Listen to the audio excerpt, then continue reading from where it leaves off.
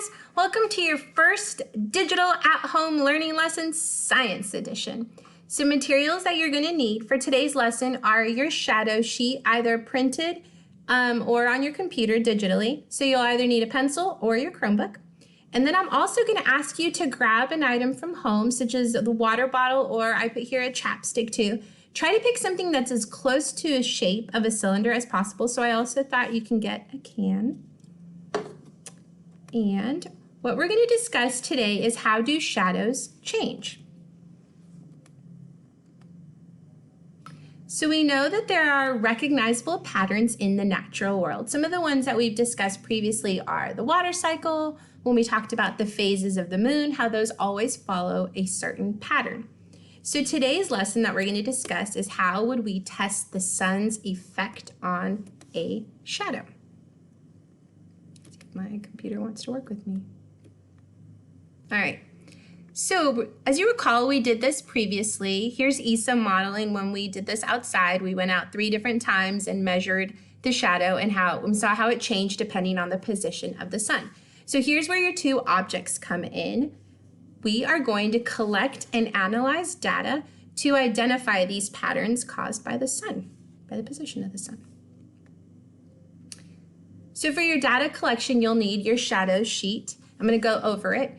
3 times in the day are you going to go outside and you're going to measure the shadow of your item in the morning, midday, and afternoon.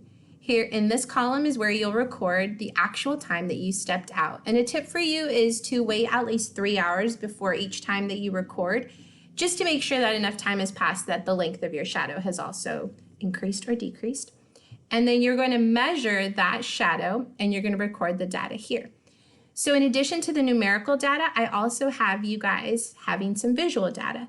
So in these columns down here on the bottom, you can either insert an image.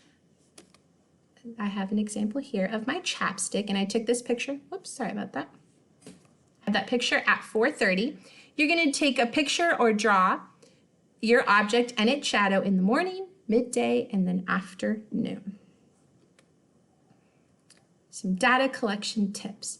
So I told you guys I used my chapstick. So what I did was I stuck a sticky note underneath it. Well, I put the sticky note down first. And then I put my object on there and I traced around it just so I knew that every single time that I measured this object, it was in the exact same location. So, sticky note with tracing. And then you see the shadow there. This is the shadow that you're going to measure. You're going to go from the tip of the shadow all the way to the base of your object. And this is the data that you're going to record 3 different times. You want to make sure that that sticky note does not move. That one stays in place, and then again, your object will go on top of your sticky note or a sheet of paper, either works, in the same position. And also try to take your picture or draw your picture from the same vantage point. And then when you're all done with your experiment and recording all your data, you'll get a chance to share it. I'm asking that you share your data with your parents or a sibling that's in the house. And then if you also get a chance, it'd be really fun if you went to our Flipgrid and went to the Ranger Scientist Flipgrid that we have and go to the topic Shadows Reflection. I've asked you 3 different questions and there's a bonus on there for you guys to reflect on your learning. And folks, when you are done with that, you will have successfully completed your first digital science lesson.